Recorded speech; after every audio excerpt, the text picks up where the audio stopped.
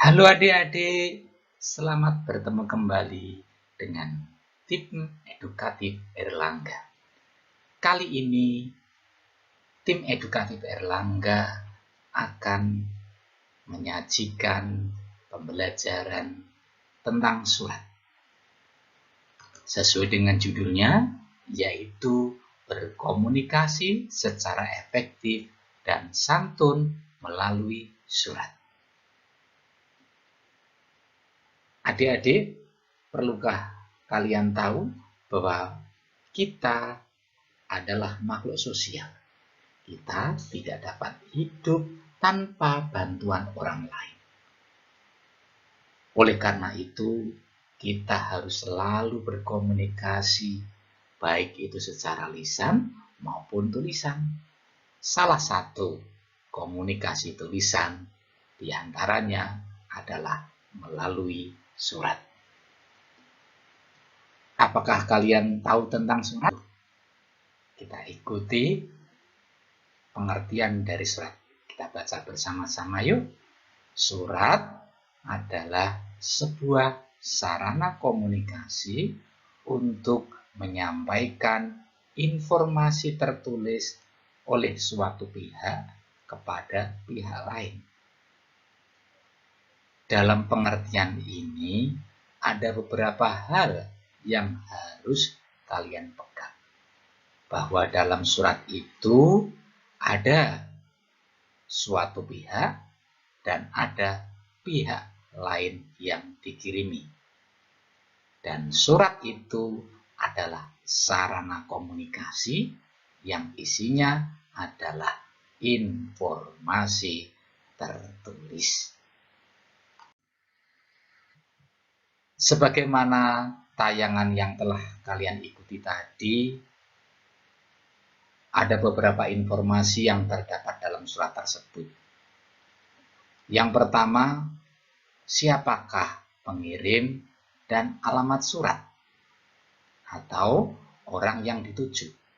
Pengirimnya adalah Tata dan alamat suratnya adalah ibu guru SD dulu. Kedua, informasi apakah yang tertuang pada bagian awal surat?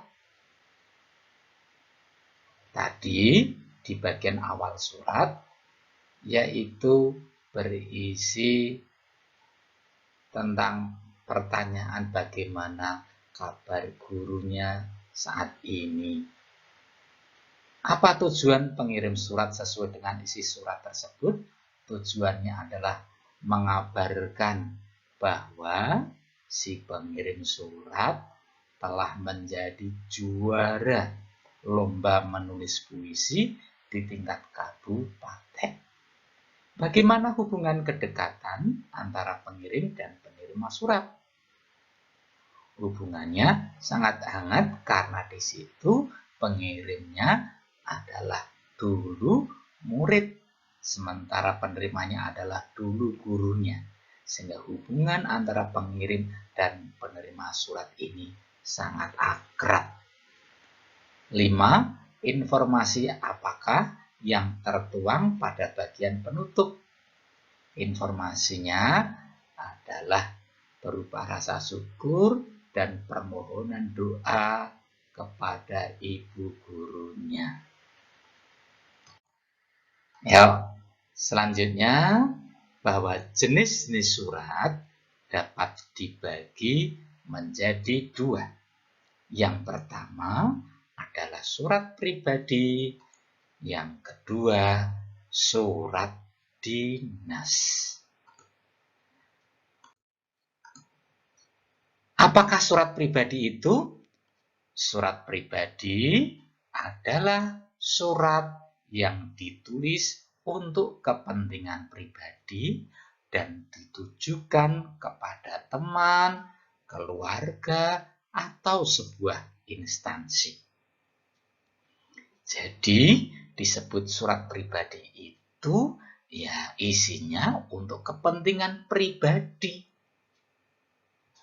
Nah, alamatnya atau orang yang dituju bisa berupa teman, keluarga, atau sebuah instansi.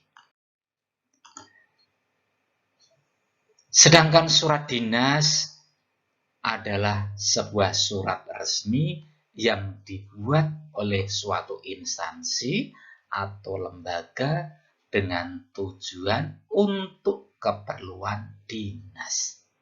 Jadi disebut surat dinas adalah surat resmi. Pembuatnya atau pengirimnya adalah instansi atau sebuah lembaga.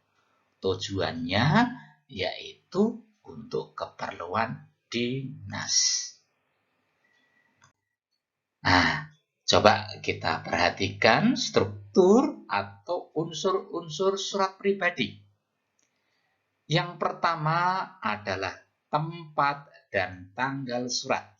Contohnya, Yogyakarta 4 April 2020. Tujuan suratnya, ini contohnya, jumpa sahabatku Manda di kota hujan. Terus salam pembuka. Ini, hai Manda. Kemudian pembuka surat. Pembuka surat itu biasanya yaitu menanyakan tentang kabar. Coba kita baca bersama-sama ya. Gimana keadaanmu sekarang? Mudah-mudahan kamu sehat dan tidak kurang suatu apa. Sudah lama kamu tidak memberi kabar padaku. Apakah kamu lupa denganku? Wah, mentang-mentang sudah jadi ketua OSIS ya, sudah jadi orang beken ya. Nah, ini adalah pembuka surat untuk mengawali surat. Berikutnya adalah isi surat yang merupakan inti sebuah surat. Kita cermati bersama. Manda sahabatku, aku sekarang berada di pengungsian. Lahar Merapi melanda kotaku. Kota kelahiran kita hingga keadaannya porak-poranda. Rumah, sawah, dan ternak keluargaku habis tak tersisa. Untunglah semua keluargaku selamat, walau rumah kami rata dengan tanah. Doakan ya, semoga keluargaku tabah dalam menerima cobaan ini. Ini adalah isi surat yang merupakan inti dari surat pribadi itu. Berikutnya adalah penutup surat. Coba kita cermati isinya tentang apa. Itu saja dulu ya kabar dariku, salam hormatku untuk kedua orang tuamu, dan salam manisku untuk Mas Indra. Sampai jumpa di liburan yang akan datang. Ya, jadi ini adalah pengakhiran sebuah surat. Berikutnya adalah salam penutup, sahabatmu. Dan yang terakhir, nama pengirim dan tanda tangan, Maya. Itulah struktur atau unsur-unsur surat pribadi. Bagaimana sistematika atau struktur surat dinas? Yang pertama adalah kepala surat.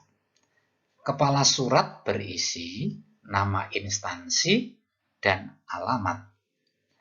Contoh di sini nama instansinya Pemerintah Kota Bogor, SMP Bina Bangsa.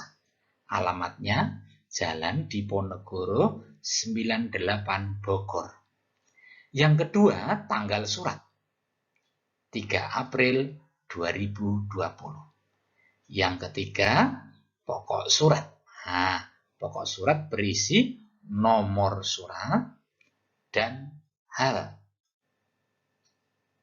Nomor surat terdiri dari nomor, kemudian inisial,